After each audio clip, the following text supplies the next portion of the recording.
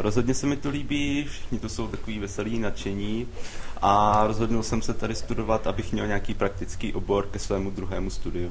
A to je? To je historie. Vieš, máš už nějakou představu, kde by si chcel pracovat po skončení studia?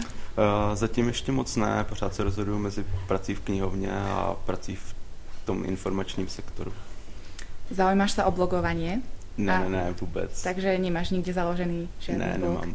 Ani by si sa nechcelo to nějako začať zaujímať? A tak trochu o tom přemýšlím, ale zatím na to není moc čas. A poznáš Info.cz? Jasně, poznám. A páči sa ti? Ano, líbí se mi moc. A mně se líbilo, zpočátku se mi líbilo hlavně to knihovnictví, protože mám moc ráda knížky a i se mi jakoby líbila ta představa práce v knihovnách.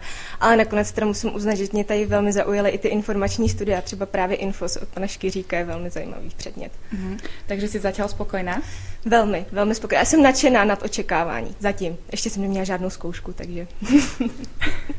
A máš už nějakou představu, co by si chcela robiť po skončení školy? No já jsem šla s představou, že v městské knihovně Liberec vlastně bych mohla jakoby pak dělat právě knihovnici, ale ty možnosti, kterými jakoby tenhle obor dávám, přijde, že jsou i mnohem větší, takže spíš je to tak, že jsem šla sem s představou a teďka momentálně jako se mění či přizpůsobuje, takže uvidíme.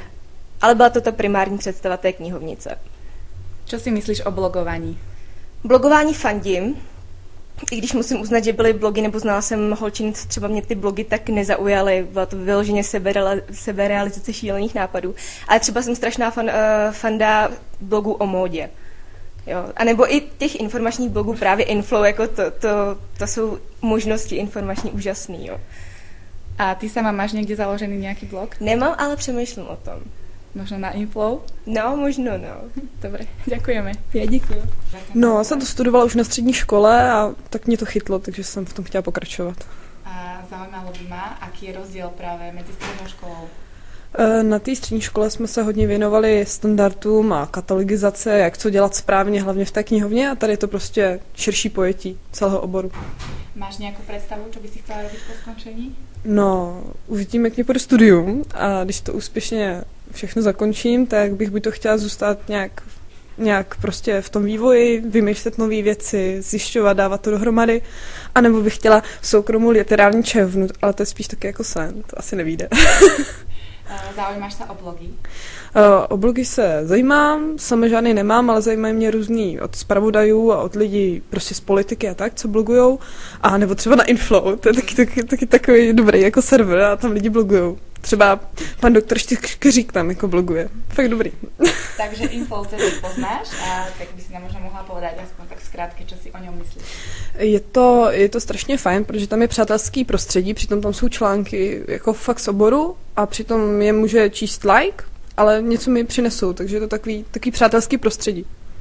No, vypadalo to zajímavě, hlavně ta první část informace. Studoval jsem průmyslovku elektrotechnickou, takže něco jiného takhle, ale vypadalo to, že to bude no, jak bych to řekl, trošku techničtějšího tady, že se o tom taky něco trošku dozvím. Takže zatím jsi spokojený? Zatím velice, líbí se mě tady všichni přednášející, všechno je tady parádní. A máš nějakou představu, kde by si chcel pracovat po skončení školy?